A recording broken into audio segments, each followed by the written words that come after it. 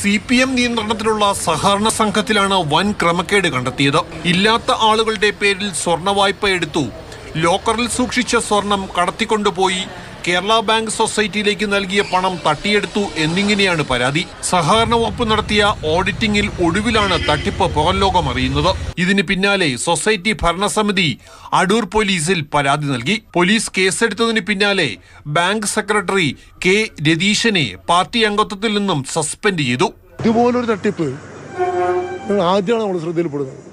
ഒറ്റപ്പെട്ട ചെറിയ സംഭവങ്ങൾ, ഒറ്റപ്പെട്ട ഇപ്പോൾ ഒരു ഗോൾഡ് വെച്ച ഫേക്ക് ഗോൾഡ് വെക്കൽ, കുറച്ച് അങ്ങനെയെല്ലാം ചില ഒറ്റപ്പെട്ട ചെറിയ ചെറിയ സംഭവങ്ങളല്ലാതെ ഇത് കാസർഗോഡ് ജില്ലയിൽ ആദ്യത്തെ സംഭവമാണ് ഇത്ര വലുത്. എന്നാൽ CPM നേതൃത്വത്തിന്റെ അറിവില്ലാതെ ക്രമക്കേട് നടക്കില്ലെന്നാണ് കോൺഗ്രസിന്റെ ആരോപണം. ഇത് സെക്രട്ടറി മാത്രം നടത്തിയ ഒരു തട്ടിപ്പല്ല. സെക്രട്ടറിയും ബാങ്ക് പ്രസിഡന്റും ബാങ്ക് ഭരണസമിതി അംഗങ്ങളും അതിന് പുറമെ CPM